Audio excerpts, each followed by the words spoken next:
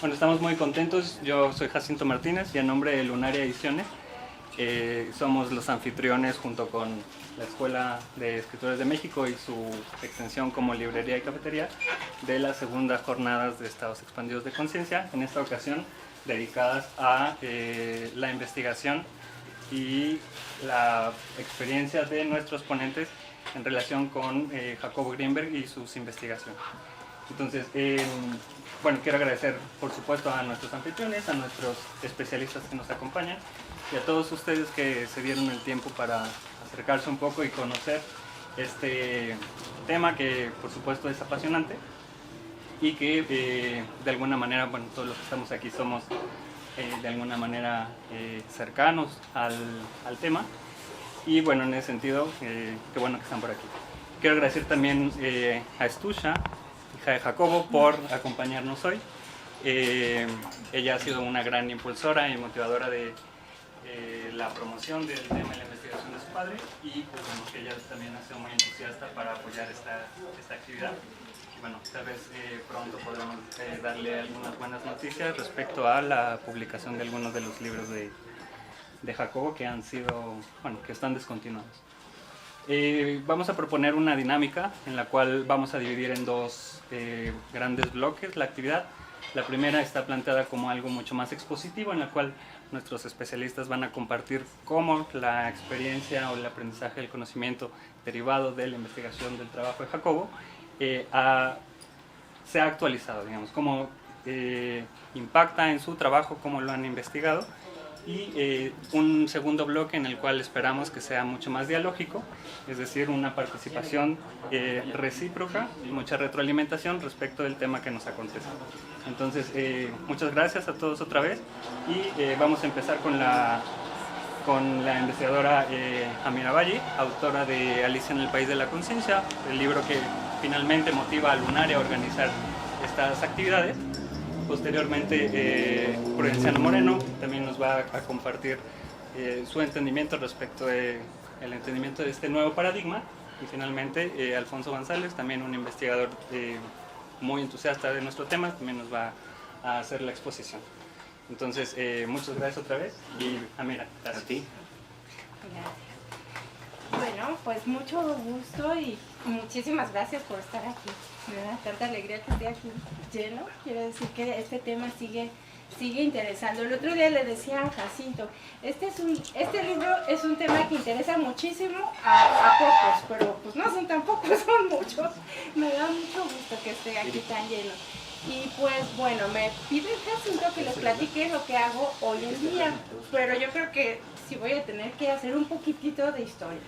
Hoy en día me dedico al área de la educación, principalmente a la enseñanza de prácticas contemplativas en el área educativa.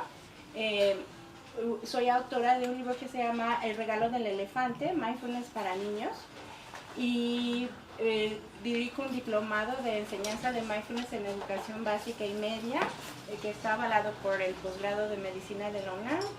Trabajo también en la Ibero, enseñando neurociencias de las emociones, en la Universidad de las Américas, en el diplomado de psicología positiva, y pues hago investigación educativa principalmente de los efectos de las prácticas contemplativas en los niños, ¿no? En el aprendizaje y en la regulación emocional. Y bueno, mi trabajo es mucho fruto de mi encuentro con Jacobo y del legado que tuvo, lo que hicimos en su laboratorio y los aprendizajes que tuve ahí. Un poquito de historia: yo estudié química, química de profesión, y trabajaba como investigadora en la Facultad de Química en la UNAM, y un día llegó a mis manos el libro de la teoría sintérgica. Lo leí y me quedé completamente fascinada, como me imagino que todos ustedes cada vez que han leído un libro de Jacobo, y dije, tengo que trabajar con él. Entonces fui, le toqué la puerta a su laboratorio, le platiqué lo que yo hacía, que yo ya meditaba desde hace algunos años en Casa Tíbet, y pues cuando supo que trabajaba en Casa Tíbet y que era investigadora, sí, me aceptó.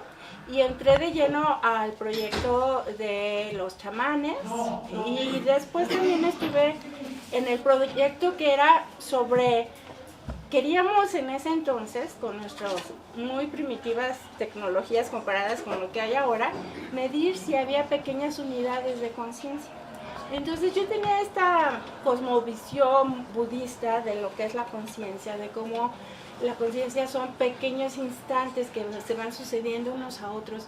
Y fue para mí maravilloso poder estar en el laboratorio y poder constatar con imágenes todo aquello que yo había aprendido en el budismo, ¿no? Entonces, pues bueno, el tiempo en ese laboratorio obviamente fue mágico para todos los que estuvimos ahí, fue así como el paraíso académico y de romper paradigmas, construir una nueva visión de la ciencia, de la conciencia.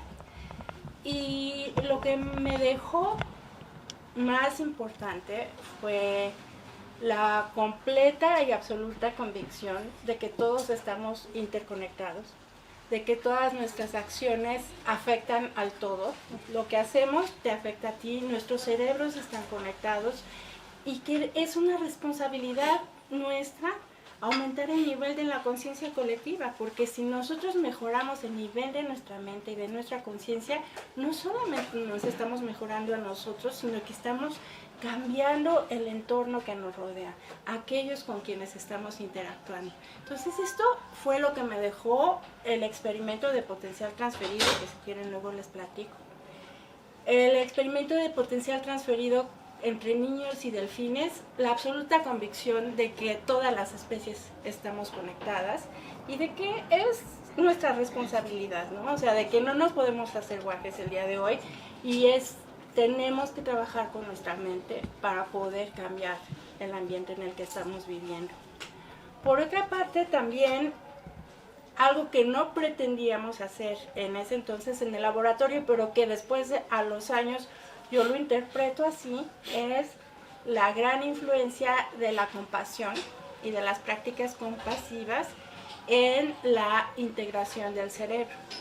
Cuando trabajé con los chamanes o cuando trabajábamos con el potencial transferido entre parejas, por ejemplo, de mamá e hijo, era muy fuerte este potencial transferido y cuando don Rodolfo, por ejemplo, estaba curando, que era un proceso que hacía con amor, deseándole el mayor bienestar a la persona con la que estaba, cambiaba completamente la actividad de su cerebro y se integraba, había una enorme coherencia.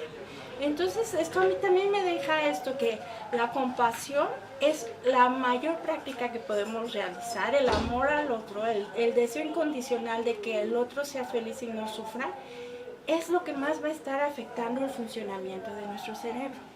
Entonces, estas convicciones me llevaron pues a tratar de compartir después esto.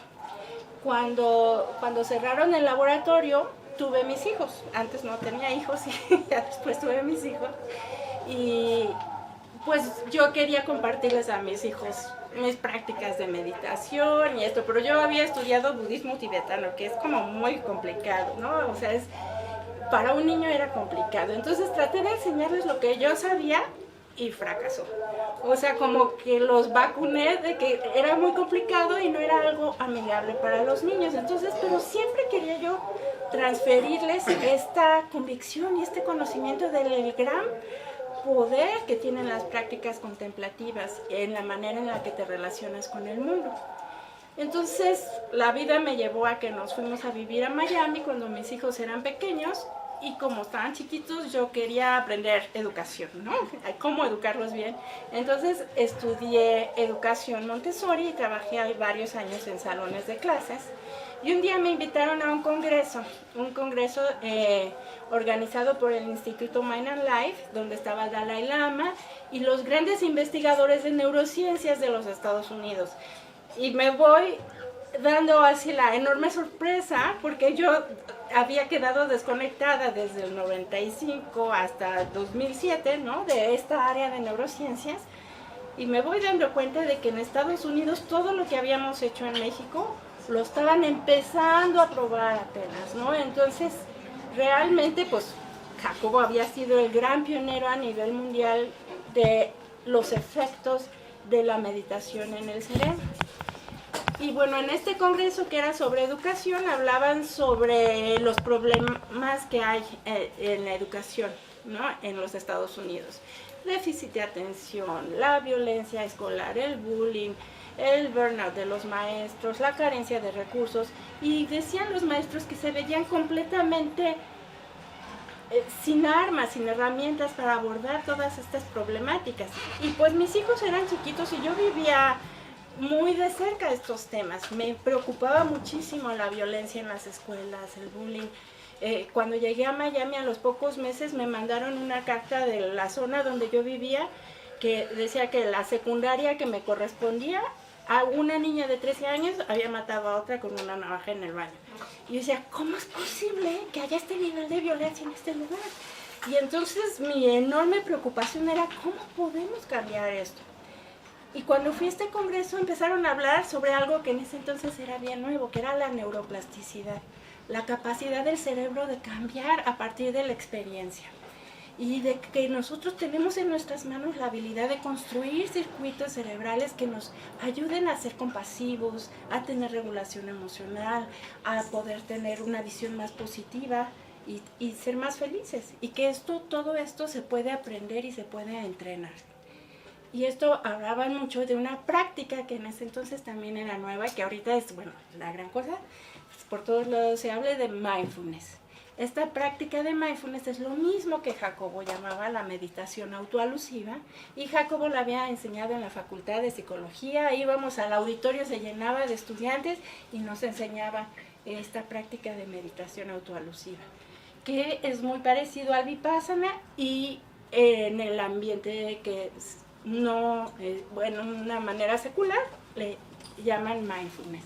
Y cómo esta práctica nos ayuda a desarrollar estos circuitos neuronales necesarios para cultivar atención, concentración, regulación emocional, compasión. Y entonces ese día tuve como que mi aha moment y dije, ahora entiendo mi camino. ¿Por qué empecé con química?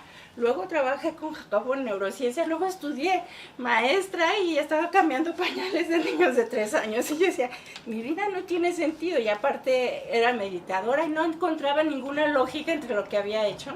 Y dije, wow, de pronto todo tiene su lugar.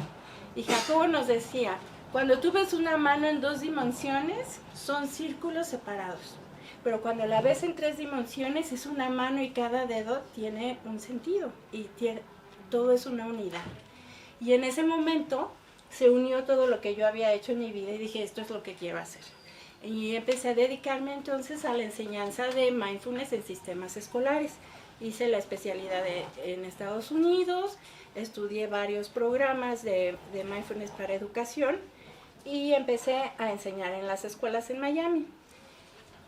Un día me tocó un grupo de niños súper chiquitos que no había ningún programa adecuado para ellos y yo decía, ¿cómo les enseño? Vamos a estudiar el entrenamiento de la conciencia o el entrenamiento de la atención. A un niño de 3 años, pues no. Tienes que usar historias, analogías, y se me ocurrió usar la analogía muy socorrida en el oriente de la mente como un elefante. Entonces inventé un personaje que es un bebé elefante que se llama Rumi y representa la conciencia.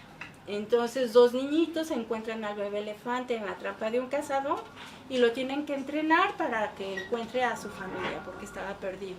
Y entonces aquí surge la historia y cada capítulo va presentando una práctica del entrenamiento de la atención y del entrenamiento del corazón, de la compasión. Después pasa a la aplicación de esta atención para la regulación emocional. Entonces, bueno, esta historia la inventé allá con los niñitos, trabajábamos y después me regresé a México porque falleció mi cuñada, nos tuvimos que venir. Y dije, bueno, esta historia me ha funcionado muy bien en las escuelas allá, la voy a escribir. Y así fue que escribí el libro del regalo del elefante. Este libro empezó, bueno, yo lo presentaba en escuelas y muchos maestros lo empezaron a usar, pero me di cuenta como que tenía mucho mayor profundidad de lo que se puede expresar en el lenguaje para niños que utiliza el libro. y entonces desarrollé el diplomado de Mindfulness en Educación Básica para enseñar a los maestros cómo pueden enseñar en los ambientes educativos las prácticas contemplativas. Porque no es lo mismo que nosotros como adultos nos sentemos a meditar, a enseñarle a un niño cómo lo vas a hacer. Un niño no tiene un span de atención largo, un niño no entiende ese concepto de estarte quietecito y no te muevas. Tenemos que hacerlo de una manera didáctica, lúdica, y fue lo que yo fui aprendiendo, porque yo me había dado de topes tratando de hacerlo en mi manera de adulto con mis hijos, y mi descubrimiento y mi aprendizaje en Estados Unidos fue entender cómo puedes enseñarlo y ponerlo en un lenguaje adecuado para niños o para adolescentes. Entonces, bueno, empecé con este diplomado que ha funcionado muy bien. El libro ha tenido mucho éxito, está ya recomendado por la Secretaría de Educación Pública y se utiliza como un libro para educación socioemocional. También cuando llegué a México me pidieron escribir un libro sobre mindfulness en educación. Y bueno, yo quería hablar sobre los programas que yo conocía, entonces había un programa maravilloso. Estaba haciendo mi investigación para escribir ese capítulo y me topé con un artículo sobre los huérfanos del narcotráfico en México, que había 20,000 niños que les han matado a sus familias en sus narices y los sistemas educativos no tienen métodos para abordar esas experiencias emocionales y procesarlas. Entonces, entre los programas que yo había estudiado en Estados Unidos, había uno que se llama Mindfulness Without Borders, que surgió en Ruanda y en Uganda con las víctimas del genocidio, con los niños soldados. Entonces, aplicaban este programa para que pudieran procesar sus vivencias emocionales. Y yo pensé, si funcionó en esas condiciones, tendría que funcionar en México. Entonces, traduje ese programa al español, lo traje a México y ahora pues soy la representante de Mindfulness Without Borders en México y lo que hago es formar facilitadores en este programa para trabajar con adolescentes. Es un programa principalmente para adolescentes y adultos. Entonces, bueno, ahora eso es también lo que hago y pues hago investigación en el área educativa, ¿no? Hemos aplicado estos programas en el DIF con mis alumnos del diplomado. Pues lo han aplicado en gran escala, lo estamos midiendo, publicando, y también los alumnos del diplomado hacen investigación sobre la aplicación de las prácticas contemplativas en México, porque casi toda la investigación pues es de países ¿no? norteamericanos, de Europa, caucásicos, que no corresponde con nuestra realidad. Entonces es aplicar estas prácticas a México, cómo funcionan con nuestros niños, con nuestros jóvenes, y pues estoy muy contenta que en un año publicamos 26 tesis de meditación aplicada. Entonces estoy bien contenta. Hicimos este gran estudio en el DIF también, un gran estudio también de los efectos del programa de Mindfulness Without Borders, y bueno, eso es principalmente lo que... Muchas gracias. Gracias.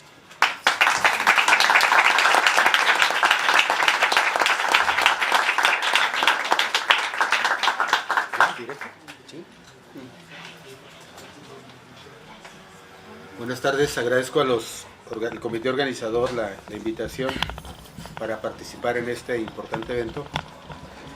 Mi nombre es Prudenciano Moreno, trabajo como investigador en la Universidad Pedagógica Nacional y me toca plantear a mí la importancia de Jacobo Grinberg dentro de lo que se llama hoy en día el nuevo paradigma cognitivo de la ciencia. Entonces quisiera introducir a este nuevo paradigma cognitivo de la ciencia, que es muy de la cuarta modernidad, es decir, de 1989 hacia acá. ¿Perdón? Cuarta transformación. Sí. Ok, lo que pasa es que el antiguo paradigma cognitivo, lo que se llama el materialismo científico, se da dentro de las otras tres modernidades. La primera modernidad va de 1492 a 1789, la segunda modernidad de 1789 a 1945, la tercera de 1945 a 1989 y la cuarta modernidad del 89 hacia acá. Entonces, el paradigma de Jacobo se ubica dentro de la cuarta, pero en una pugna o en un debate o en una confrontación constante con el antiguo paradigma cognitivo que le han dado el nombre de materialismo científico, pero que en su momento estuvo muy bien. Lo que pasa es que comenzó a decaer a partir de la tercera modernidad hasta convertirse en una degeneración de lo que fue originalmente el paradigma cognitivo de la ciencia de la primera modernidad, que en sus principios fue muy revolucionario, pero que ahora se encuentra en decadencia. Más adelante voy a explicar por qué. Bueno, pero lo que quería introducir a Jacobo Grinberg es que según la teoría pedagógica hay tres tipos de inteligencias. Tenemos la inteligencia promedio, tenemos la inteligencia amplia y tenemos la inteligencia profunda. La inteligencia promedio la tenemos alrededor del 100% de las personas.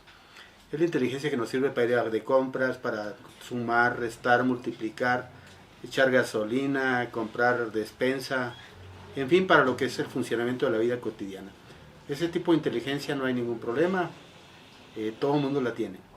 Después, el segundo tipo de inteligencia, que es la inteligencia amplia, es la capacidad de análisis, reflexión, juicio crítico, sistematización, analizar procesos, interpretaciones, etc. Esa no la tenemos todo el mundo, nada más la tiene entre un 30 y 40% de la población. Y el tercer tipo de inteligencia, que es la inteligencia amplia, que es la capacidad que tienen ciertas personas de ver más allá de la realidad empírica, de ver procesos que normalmente no se ven, mediante el tacto, los 5 sentidos, el gusto, el olfato, etc., más allá de la medición y de la experimentación, y que son capaces de contestar las preguntas más importantes de la vida. Las preguntas más importantes de la vida se agrupan en 5 preguntas de acuerdo a la filosofía perenne, también llamada filosofía eterna del conocimiento, que ha atravesado todas las épocas históricas de la humanidad. Estas 5 grandes interrogantes son: ¿quiénes somos? ¿Por qué estamos aquí? ¿De dónde venimos? ¿Hacia dónde vamos? ¿Y de qué estamos hechos? Estas 5 preguntas son las más difíciles que se puede plantear un ser humano, como individuo, pero también como especie humana. Entonces, este tipo de interrogantes solamente se la pueden hacer personas que poseen la inteligencia amplia. Jacobo Grinberg estaba dentro de este tercer tipo de inteligencias. Él poseía una inteligencia amplia. Entonces, gracias a eso, y únicamente se constata que alrededor del 18% de la humanidad nada más tiene este tipo de inteligencia. De acuerdo a eso, él fue capaz de contestarse la pregunta más profunda que puede hacerse un ser humano. O sea, se hizo la pregunta, pero también tuvo la capacidad de darle respuesta. Y es la capacidad de darnos cuenta que hay una fuerza en el universo que motiva nuestras vidas, que nos da propósito en la vida, que nos otorga comunicación, que posee cualidades tan importantes como la conciencia, la energía, la información y el sentido de la vida. Y el nombre que él le dio a esta fuerza, de una manera muy original, porque es el único que se le ha dado, aunque siguiendo los descubrimientos de la mecánica cuántica, que a su vez es una disciplina derivada de la física cuántica, le dio el nombre de latice, con doble T y C, no con S sino con C, latice. Y entonces, esta fuerza enorme que se encuentra en el universo y que posee conciencia, energía, propósito, inteligencia, comunicación, información y sentido para nuestras vidas, es una estructura neuronal del universo que se engarza, y creo que aquí está el descubrimiento principal que hizo el autor. Esta estructura neuronal del universo se engarza con otra estructura neuronal, pero de los cerebros individuales. De esa manera, Jacobo Grinberg echó por tierra el paradigma clásico del materialismo científico y en especial de la neurofisiología convencional. La neurofisiología convencional había propuesto desde 1913, con su iniciador y su fundador, Santiago Ramón y Cajal, que es el cerebro la caja donde se alberga la mente y la conciencia. Durante muchísimos años, inclusive desde la época de René Descartes, es decir, desde el siglo XVII, desde la llamada primera modernidad, se pensaba que la mente era una propiedad del cerebro. Se pensaba en la mente haciendo una analogía con la caja de la televisión. Es decir, para un niño chiquito de 5 años, las imágenes del televisor se producen dentro de la caja del televisor. Para una persona grande sabe que las imágenes del televisor no se producen en la caja, sino en un estudio. Bueno, también los neurocientíficos de la primera generación pensaban que la mente se producía dentro del cerebro, o lo que se llama como una circunvolución del cerebro.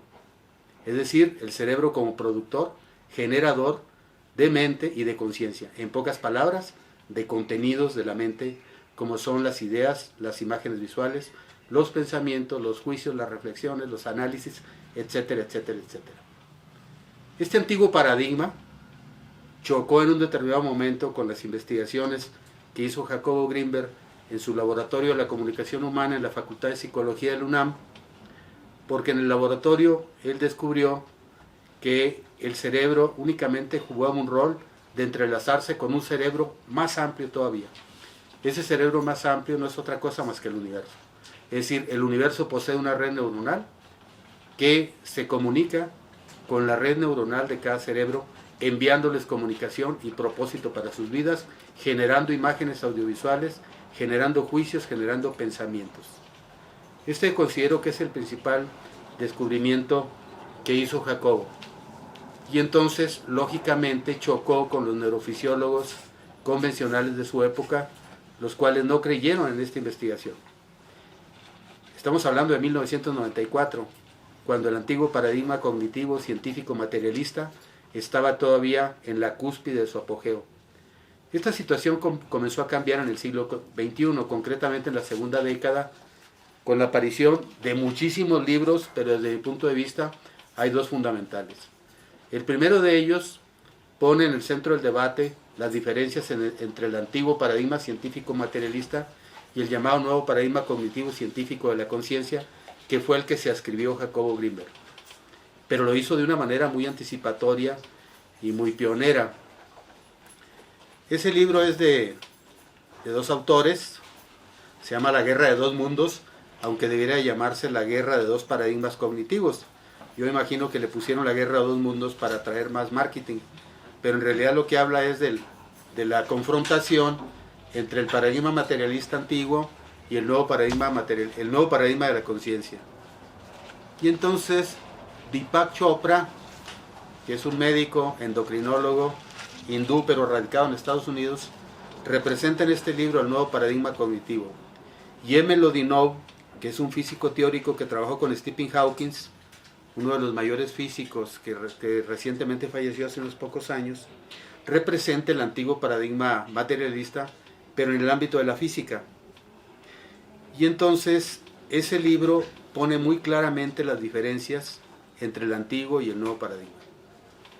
El otro libro, el segundo libro que me parece fundamental, aunque les comento hay muchísimos, pero el neurofisiólogo y médico holandés llamado Pim van Lommel. Son tres, ¿no? Pim con M al último, Van con B chica, Lommel doble M. Pim van Lommel escribió un libro que se llama Conciencia más allá de la vida, que fue editado por Editorial Atalanta en España en el año 2013, igual que el libro de Deepak Chopra y Emil Lodinov, también 2013. En ese libro, Pim van Lommel demuestra claramente los postulados que desde 1994 Jacobo Grinberg muy prematuramente ya se los había hecho. Y es la tajante demostración, mediante un experimento hecho con miles de pacientes, que existe la conciencia más allá del cerebro, inclusive que existe la conciencia más allá de la muerte física. Este descubrimiento es el descubrimiento central que permite debatir entre el antiguo y el nuevo paradigma. Si la conciencia es independiente del cerebro, la conciencia es independiente del ser humano. Nos referimos a la conciencia universal. Sin esa conciencia universal, el cerebro no podría generar pensamientos, porque la conciencia no está producida dentro del cerebro, la conciencia está producida fuera del cerebro. El cerebro únicamente es una antena receptora que sirve como caja de resonancia para las ideas que le vienen de la conciencia universal.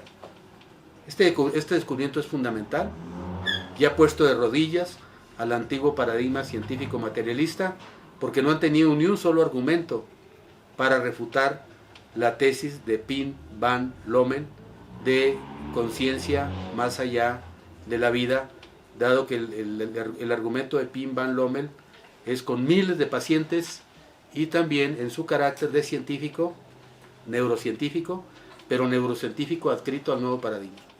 Entonces, esta es la parte central que yo quería remarcar, que efectivamente la importancia de Jacobo Grinberg para el nuevo paradigma es que lo coloca claramente como uno de los pioneros fundamentales de comprobaciones que hasta muchos años más tarde se iban a hacer. El paradigma científico materialista, que es el antiguo paradigma de la ciencia, que fue contra el cual él se confrontó, hoy ahorita se ha quedado sin ningún argumento para rebatir al nuevo paradigma. Entonces, es definitiva que estamos ante las puertas de una gran revolución cognitiva, solamente equiparable a la primera revolución científica que se dio de 1440 hasta 1690 y que produjo el desarrollo de la ciencia actual y de la tecnología actual, cuando fue descartado el paradigma que en aquel momento era viejo, que era el de la Iglesia, y que fue echado abajo por los astrónomos, ¿no? Por Copérnico, por Galileo y por Giordano Bruno. Entonces, el siglo XXI va a estar marcado por esta creciente decadencia del antiguo paradigma materialista científico y por la emergencia y desarrollo del nuevo paradigma llamado, con toda justeza, con toda razón por Jacobo Grinberg, como el paradigma de la conciencia universal, que le dio el nombre específico de la TICE. Me gustaría terminar mi intervención hablando de la originalidad de este concepto de la TICE que engarza el cerebro con la conciencia universal y diciendo que en la actualidad son muchísimos los autores que han puesto nombre también a lo que Jacobo Grinberg llamó la TICE, pero quisiera dar una muestra porque es una cantidad impresionante de nombres que hay ahorita, ¿no? Y con eso terminar mi intervención. Esta fuerza primordial que está en el universo y que nos da vida en forma de flujo energético, nos da conciencia, nos da comunicación, nos da información, nos da propósito, nos da sentido y nos da significado para nuestra vida, si podemos engarzar nuestra parte subjetiva individual con esta parte subjetiva universal. Los otros autores le han dado el nombre de Alberto Einstein, la constante cosmológica. David Bohm, que es un físico teórico y que ya falleció, le dio el nombre del orden implicado. Toda la física moderna le ha dado el nombre de campo cuántico, y así aparece en la película que trata este nuevo paradigma, que se llama ¿Y tú qué sabes?, que es una película del 2006, que se pasó en México en ese año, y los críticos de cine no le entendieron, porque los críticos de cine dieron un argumento cinematográfico, pero no entendieron una sola palabra del nuevo paradigma cognitivo de la conciencia, y criticaron la película pensando que era la historia de una fotógrafa que se metía a fotografiar bodas, bailes, bautizos, primeras comuniones, cuando este era un mero pretexto únicamente para hablar del nuevo paradigma. Pero es que una cosa es ser fotógrafo y otra cosa es ser científico. Entonces, un crítico para esta película debió haber sido un científico, pero no un crítico de cine, porque a menos que sea un crítico de cine muy informado. Pero la película ¿Y tú qué sabes? Es la película del nuevo paradigma. Tanto la parte 1 como la parte 2 y la parte 3 representan este nuevo paradigma, y toda la gente que ahí sale representa este nuevo paradigma. Entonces, campo cuántico es la denominación que ha dado la física moderna. Jacobo Grinberg Silverbaum le dio el nombre de la TICE, también muy exacto. El místico Charles Starr le dio el nombre de mundo espiritual. El vidente que se hace llamar Ramta en sus libros, y que también tiene montonales de libros, le dio el nombre de inteligencia sagrada suprema, también muy acertado. El físico teórico Alfredo Webre le dio el nombre de plenum.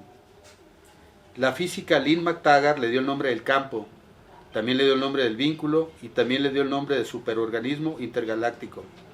Emilio Carrillo, el filósofo español, le dio el nombre de silencio interior, un nombre también bastante adecuado.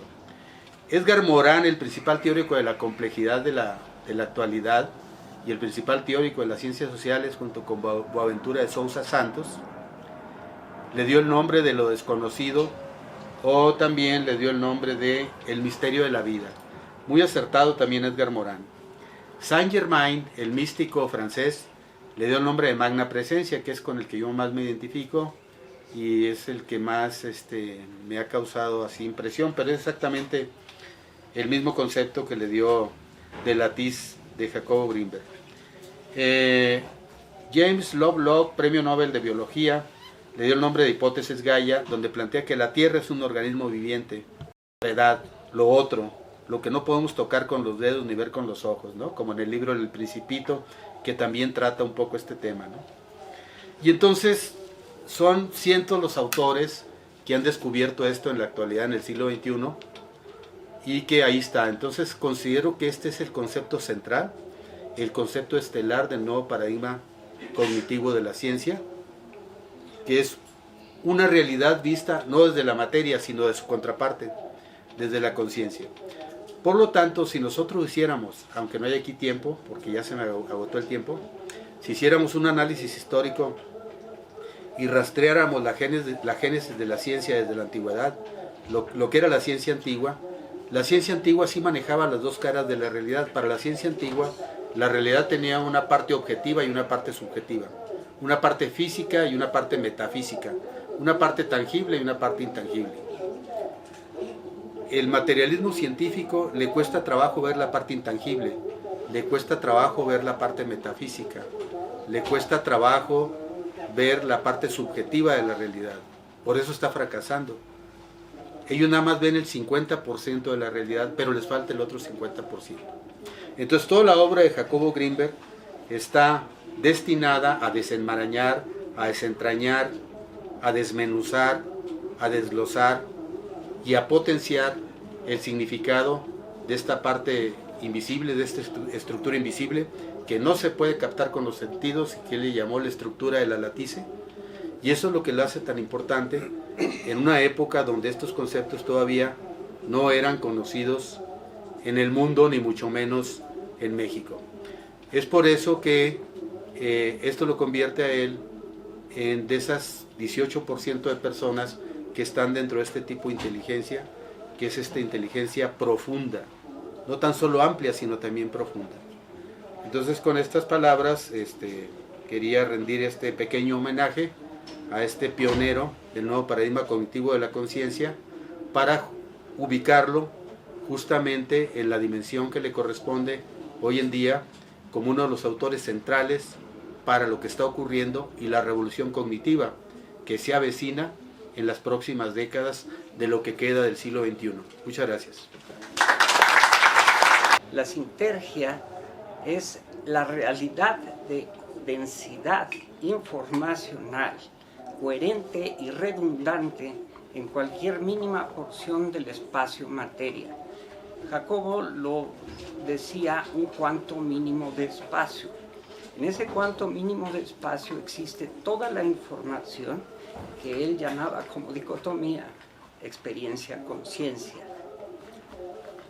Entre más densa sea la información que tiene este cuanto mínimo de espacio, mayor sintergia hay.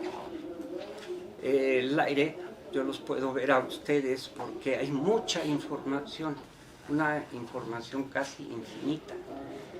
Entonces, si yo los veo a ustedes es porque se está repitiendo su imagen a través del espacio, porque en el espacio hay mucha información convergente de ustedes. Me llega con mis sentidos, ya sea de vista, olfato, lo transforma a sensaciones digitales que llegan a nuestro cerebro, y ahí en nuestro cerebro nosotros le damos la interpretación que tenemos o qué es lo que estamos viendo, pero en realidad no somos como nos vemos, somos pura energía moviéndose. Eso es la sintergia, eso es lo que estudió Jacobo para explicarnos qué es la realidad. Cuando empezamos a tener uso de razón, los sentidos nos dan toda la información de lo que tenemos enfrente y nosotros lo interpretamos. Y nos preguntamos, ¿dónde está Dios? Nos empiezan esas preguntas tan raritas. Cuando morimos, ¿a dónde vamos? ¿Por qué nacemos? ¿Por qué crecen las plantas? ¿Por qué tienen ese color? ¿Cómo nací? Y cientos de etcéteras, ¿no? También a esto podemos agregar, solo Jesús hizo milagros. No sé qué piensen ustedes. ¿O nada más los chamanes pueden hacer milagros? No. Todos hacemos milagros. Todos. Todos sabemos hacia dónde podemos ir. Y no sabemos, lo intuimos, pero realmente no sabemos cómo hacerlo. Tenemos que practicar para poder llegar a eso. ¿Cómo practicamos? Entrando con la meditación, y muchos años, mucha intención, muchas ganas para lograr esto, pero todos podemos hacer milagros. Ya les platicaré. He hecho milagros yo. Milagro es cambiar lo que no nos... la verdad que tenemos. Eso es un milagro. Transformar la verdad. Transformar lo que tenemos ahí. También a esto le agregamos, ¿dónde está Dios? Tampoco sabemos. Pues Dios está en las estrellas, Dios está aquí, todos tenemos a Dios. Buda creo que decía, nuestro Dios somos nosotros, algo así decía, ¿no? Pues es curioso, pero tanto Jacobo, judío, yo, católico, no practicantes muy recalcitrantes, no, ni él ni yo. No me quiero comparar con Jacobo, obviamente, pero al estudiar todo esto, Jacobo dice, Dios está en otro lugar, Dios es aparte. Y yo lo que puedo decirles es que según los estudios, según lo que he visto, Dios está allí, no sé en dónde, allí. Pero Dios crea, estos son supuestos, postulados míos. Dios está ahí, pero Dios crea la latiz. Y la latiz nos crea a nosotros. Nosotros interactuamos con la latiz y nosotros somos los que hacemos los milagros. Nosotros somos los que podemos hacer los milagros. Por ahí dicen que Dios ni siquiera sabe que existimos. Tampoco creo eso. Pero nosotros somos los que podemos manejar. Pachita, la gran nahuala, materializada en el espacio. ¿Por qué? Porque ahí hay cantidad de información.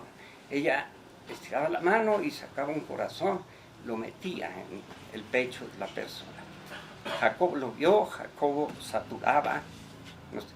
No sé si se saben esa anécdota que cuenta Jacobo, que le dice a Pachita, es que no se dice saturar, se dice suturar la herida. Y le contesta Pachita, ¿usas aguja? ¿Usas hilo? Entonces es saturar, Jacobo. Es saturar, mi niño. Ok, saturamos.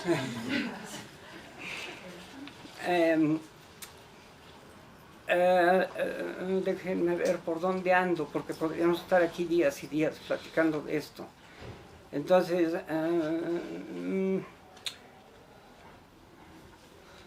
Jacobo hace 46 libros editados. Dicen por ahí que son más de 50. Yo no los cuento, ni Estusha los cuenta. Oficialmente hay 46. Se han reeditado con diferentes pastas, en inglés, pero son 46 oficiales. Después habrá más, se los aseguro. Cuando yo encuentro a Jacobo, lo llamo atracción vital. ¿Por qué? Porque me da un conocimiento general de la vida, me da una forma de darme cuenta de por qué existo, hacia dónde voy, dónde estoy. Leyendo los libros, nada más. Hay que leer el subtexto, como decía Jacobo. Hay que ver el subtexto de lo que estoy escribiendo. Entonces, en todas esas entrelíneas existen estas ideas para que nosotros podamos hacer las cosas y nos demos cuenta. Se utiliza el mindfulness, se utiliza la yoga, se utilizan infinidad de prácticas. Yo no he tenido que cursar nada de esto. Lo que yo he hecho es leer los libros de Jacobo, poemas, historias, cuentos, descubrimientos, experimentos, viajes, y como vivo solo, estoy siempre en el vipassana, siempre dándome cuenta de que soy. Si ustedes leyeran los libros, que se volvieran aficionados a los libros, se verían cómo va cambiando su forma de pensar. Ya no se afligen por los problemas, ya no les da tanta alegría desbocada cuando tienen alguna alegría. Es muy especial. Los libros de Jacobo son mágicos. El que lean es mágico. Por eso es que les gusta. Y mi encuentro con Jacobo fue cuando un vecino le da un libro a mi hermana, tenía cáncer, le dijo, a ver, léete esto, y después te llevo con el hermanito, porque ya Pachita había muerto. No pudo hacer nada con mi hermana, tenía unos dolores terribles, pero le da el hermanito, algún día les contaré del hermanito, le da unas pócimas y le quitan los dolores de pulmón, que son terribles cuando hay metástasis. Ya no tuvimos que ir al Seguro Social a inyectarle. Con puras hierbas y caracoles asados nada más, se le quitan los dolores hasta que murió. Ningún dolor. Pero es por hierbas. Eso no fue por la acción del hermanito. No lo crean así. Tengo razones por cuál decir esto. Aquí vienen las sincronicidades. Después de ir a ver a estas personas a Coyoacán, salgo de ahí, empiezo a buscar con la intención de que pues voy a buscar todos los libros de Jacobo y los voy a meter a la red. Iba a hacer yo una barbaridad, porque yo no sabía que Stusha vivía y no sabía que existía un linaje abajo. Busco en la red y dice Jacobo Greenberg, me entero de Stusha, busco Stusha. Y un día, estando abajo, cuidando a mi madre, que eso me dio oportunidad de leer los libros de Jacobo, que tenía yo que estar cuidándola todo el día. Digo, me voy a meter a la red, a ver qué hay. Me meto, no era hora de meterme a la red, eran como las 10 de la mañana, y aparece Stusha en concierto en psicología. Dije, me voy. ¿Sabes qué, madre? Ahí te quedas, yo ya me voy, al rato regreso. Y salí, vi a Stusha cantando ahí en la facultad de la UNAM, de psicología de la UNAM, y de ahí empiezan todas las sincronicidades que me han venido pasando. Yo soy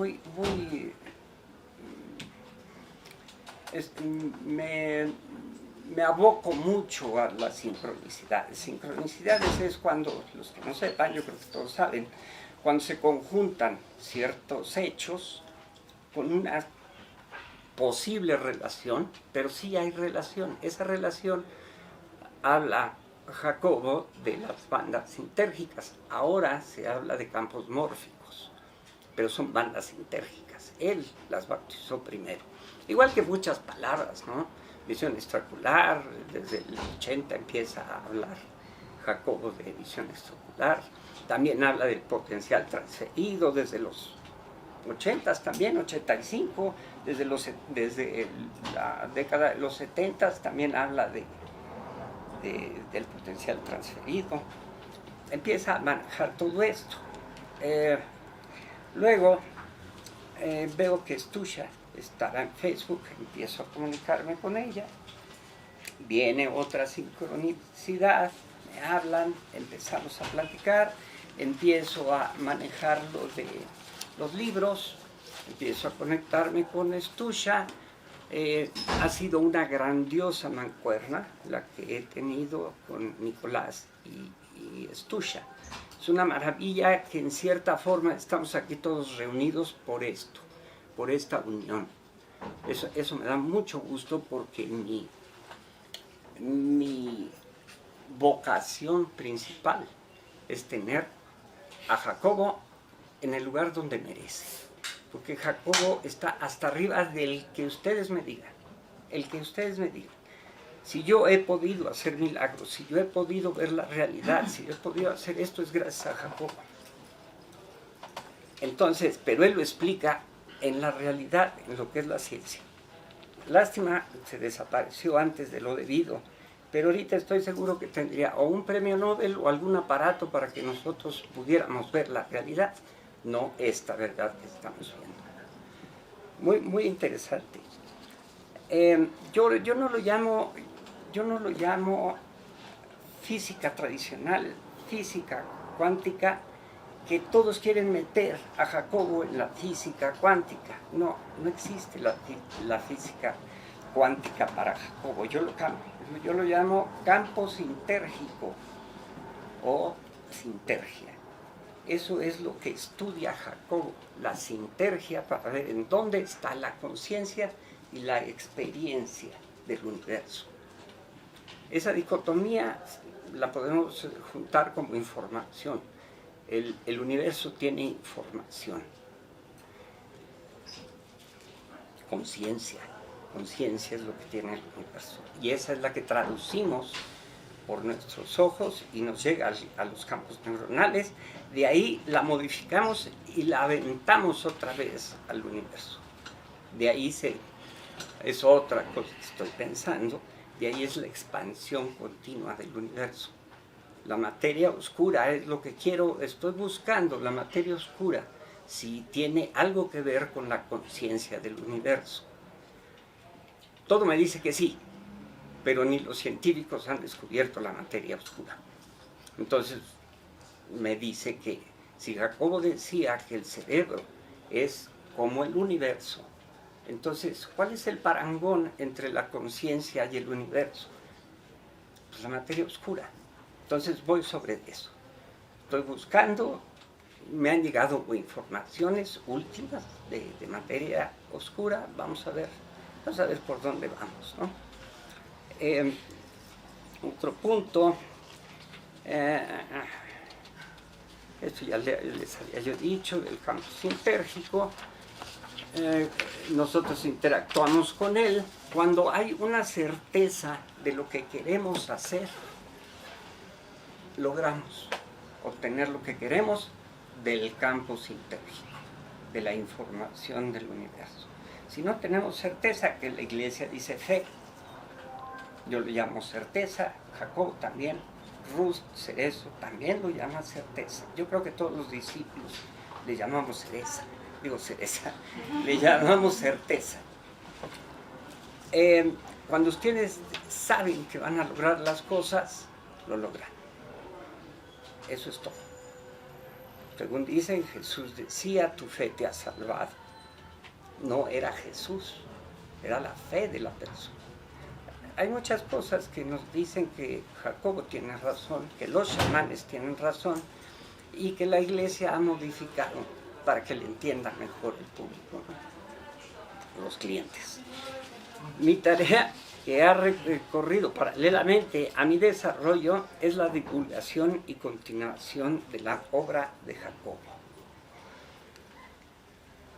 Otro punto que aquí les estoy poniendo, estoy investigando, ni tú lo sabes, Stusha, estoy investigando en dónde quedó Jacobo, qué fue lo que pasó. ojalá logre saber dónde tengo algunas visiones por ahí, ojalá lo logre.